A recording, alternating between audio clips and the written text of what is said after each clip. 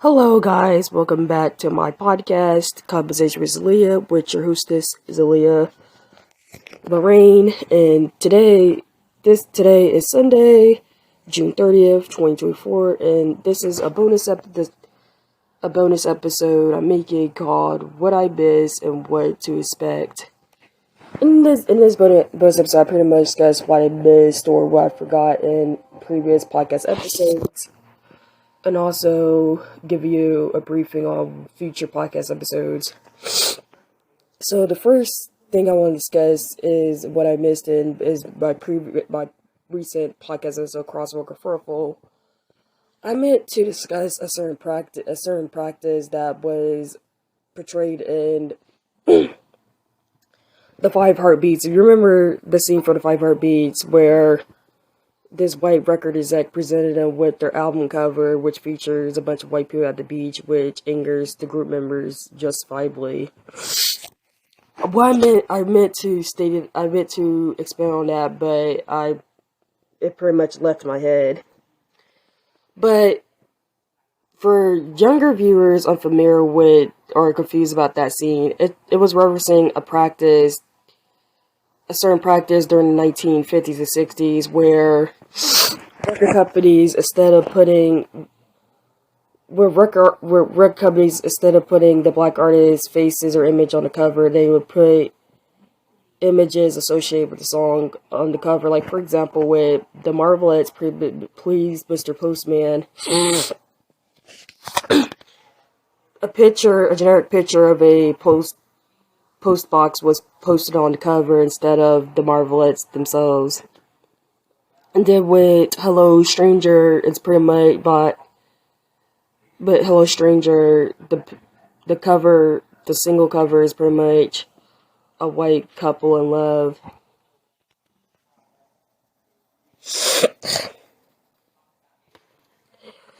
And it came out a full circle moment with Motown when they released Tina Mary's debut album in order to fool the public into pretty much knowing that Tina Marie was a white singer singing R&B music. They put a generic picture on the cover just so they can judge by the music talent, not by the. But putting generic images related to the song or white people to cover, that was a common practice at the time. It was always why they did it, just so to prevent white music buyers from prejudice against black artists, from not buying the album because it featured a black artist. Now let's move on to Chez the Charme. Now, as y'all know, Chez the Charme was a Brazilian telenovela that I reviewed in my previous podcast episode.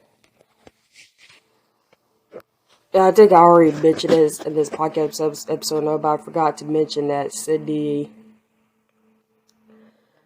regarding the character Cindy, because for those unfamiliar who Cindy is Rosario's adopted father, who he met out of the orphanage while working as a waiter for a catering event, and he became so enchanted by her singing voice that he wound up adopting her. And I don't know the backstory with Cindy went right over my head, or I probably forgot about it, but Cindy is a queer character, which, I'm not trying to be insulting, but a queer character having an adoptive child, that's kind of progressive within Brazilian television, and I'm not trying to be insulting or anything, but because considering the fact there are certain people that believe that queer people don't deserve to raise adopted children, but this is not a political podcast, so I'm not going to discuss it further. But Cindy's backstory was, years before he adopted Rosario, he was in a relationship with a partner who wound up dying, and he has a vision of said partner brought in the hospital for having a heart attack. And by the end of the chase, by the end of the novella, he falls for and adopts a child with Wanderley, an ex-member of Cheyenne security personnel who winds up working for Rosario. And Wanderley is the one that pretty much realizes that Socorro was sabotaging them Brigette's on Cheyenne's behalf.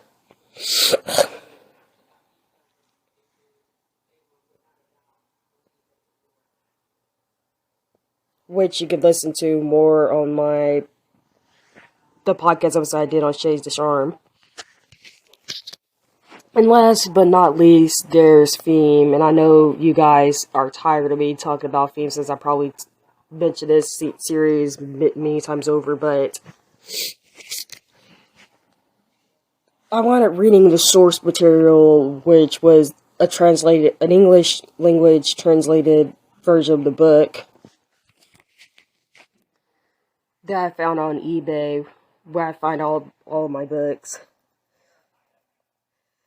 And with me, I always watch, when it comes to certain movies based on books or have source material, I always watch the movies or TV show first before even reading the source material. And that happened to me a lot as a kid, where I watched a lot of Stephen King movies before not learning they were based on books, like Thinner, The Shining, Carrie, etc.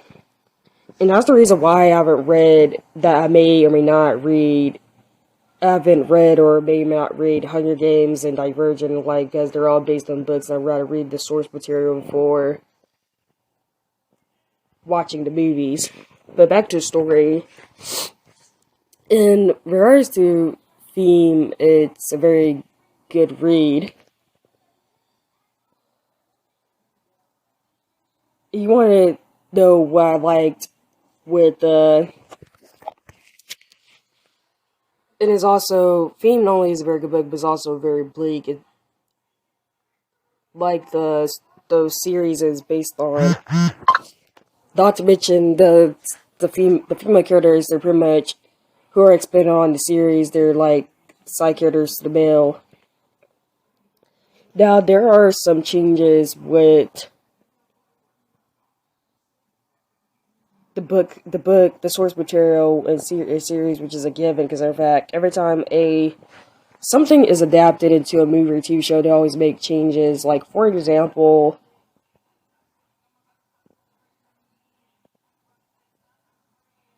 in the Dreamgirls stage musical, Jimmy Early doesn't pass away, doesn't get killed off. He winds up fading in obscurity. It is Dina's mom, who's never seen throughout the musical, who passes away. But in the movie, Jimmy Early dies of a drug overdose after pretty much getting dropped by Curtis. There is a lot of differences between the book and the series, and I forgot to preface this episode with a spoiler alert, so I will be discussing certain plot points and certain spoils. I forgot. It just popped up on top of my head, so spoiler alert for those who haven't watched any of what I mentioned, or who haven't read the source material. But in the books, Silvio dies in 2009, but in the series, he dies in February 1997. They never specified the time period. They never specify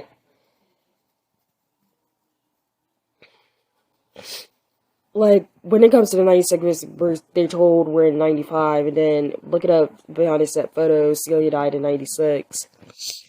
But Celia died in February 1997, so I'm missing, because they never specify what time, like if it's still 1985 or not a year.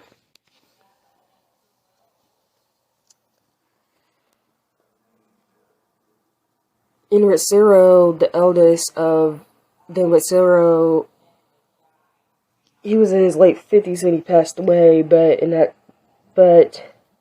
the series, concerning fact, he stated to be 39 years old in 1969. He dies when he's in his 60s. Not to mention his nurse Maria Clara. Not to mention his nurse Maria Clara wasn't the baby he helped delivered.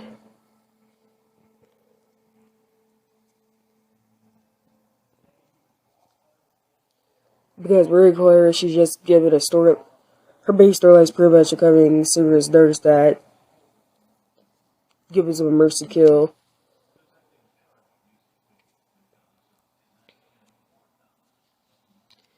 Then in the books, Ruth has a sister named Raquel who winds up becoming a caregiver.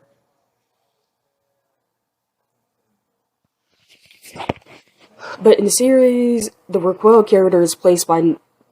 I should know that in the book, Norma and Ruth are not related to each other, but in the series, Raquel. The Raquel character is absorbed into Norma, who's also Celia's wife. With Norma and instead of being sisters, they're pretty much cousins.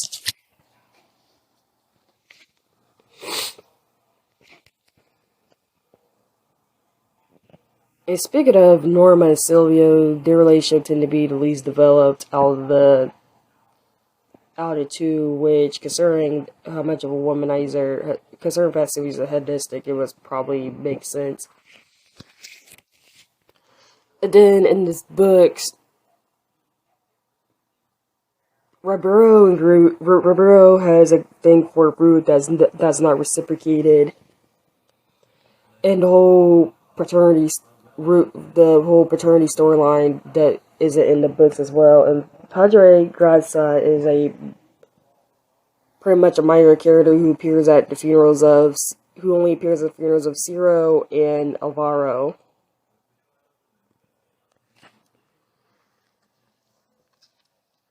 And then watching the series, and then reading the book and watching the series and reading the book, it makes you realize how much they toned down some of the characters. Like, for example,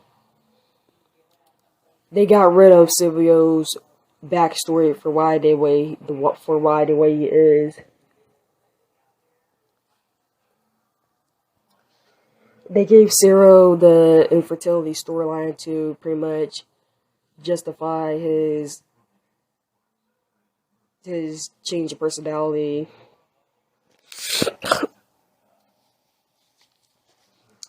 And Celia's conservatism is also kind of downplayed in the series as well. Like, she doesn't freak out at the sight of name Montegrosso. And the only hint we have of her conservatism is her, and is even though it's just viral, her wanting to keep the kids away from Ribeiro due to him having a thing for young girls.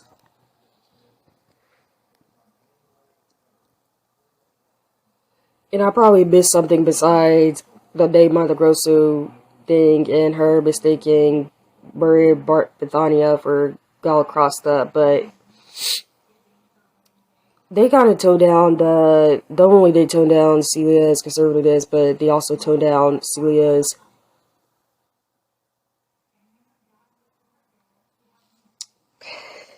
what I'm trying to find a clean word. Celia controlling aggressive nature. Because, I never saw any of that in the series unless I missed something or misinterpreted it, because in the series she never came across as, besides being raised by well-off parents, she didn't come across as aggressive or controlling to me.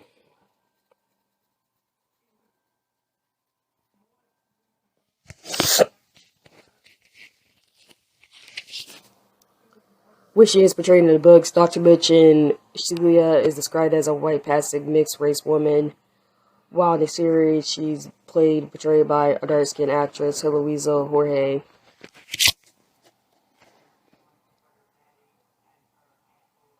The Death Warders, the Death Warders becomes the men, they're still the same in the series. Ciro, Neto, Silvio, Ribeiro, and Alvaro. And then speaking of Ribeiro dies of a heart attack while showering in the book, but in the series he dies of a heart attack on the bed while Ruth is having a Parkinson's or an Alzheimer's moment.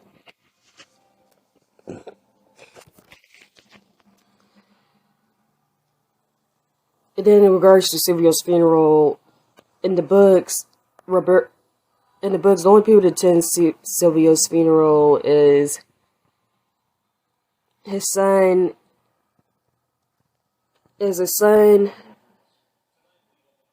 I forgot the name of Ignacio and Ribeiro, but Ribeiro only attended just to see if Susanna, the girl Silvio stole from him, was there. And apparently she was. Apparently she was still in Bolivia trying to rescue her friend Brits. Which there is some alternative character interpretation with Susanna, which you can hear here in my observation realizations video in my previous podcast episode.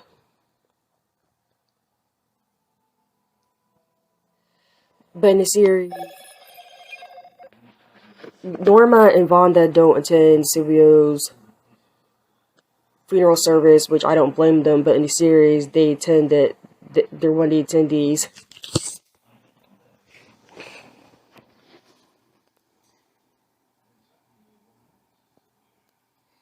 And you ask me which one do I prefer.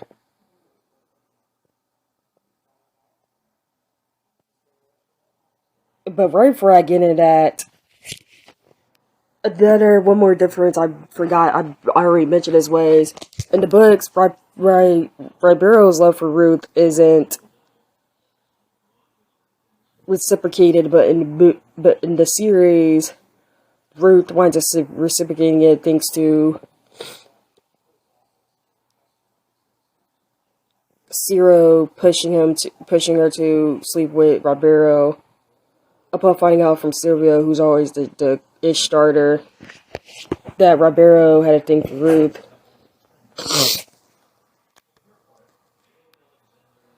Which led to her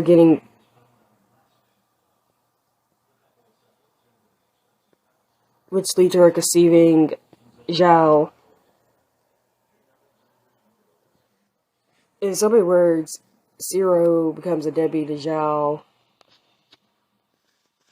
in the books because of him losing interest in Ruth, but in the series, I keep mentioning in the series is because of his biological relation to Ribeiro.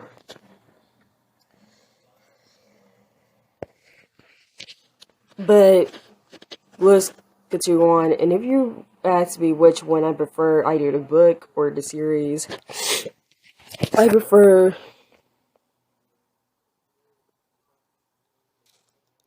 the series just because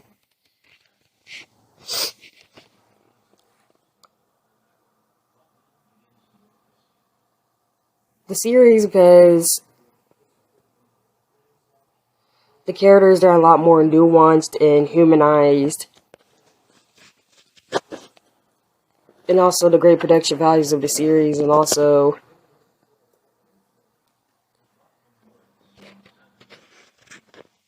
concerning the fact it was made on streaming service that is able to be as graphic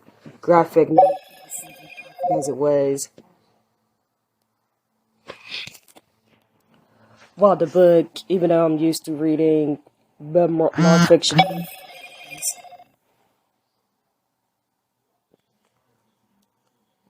the book was kind of a bit too much for you at times, but I'll conclude on that.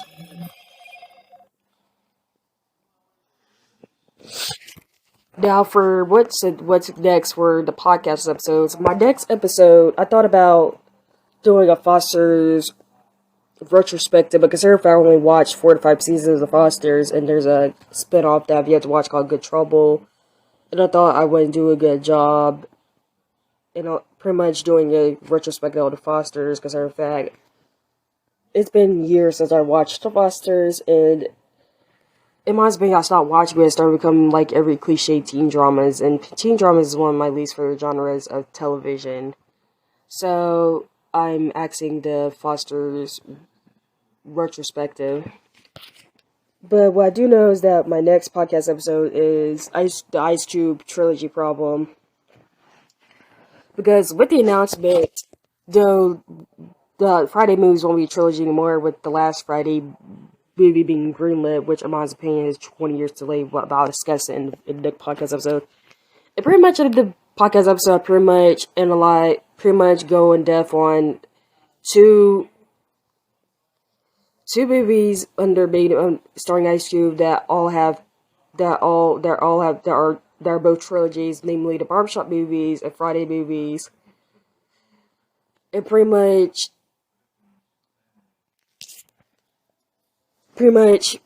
read the plot of tell the plots of all three movies, what went wrong with the quality, and they're equally shitty spin-off shows.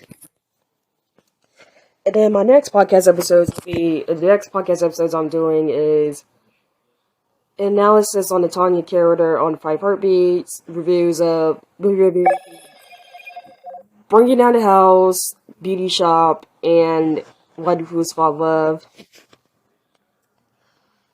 Then realizations on watch in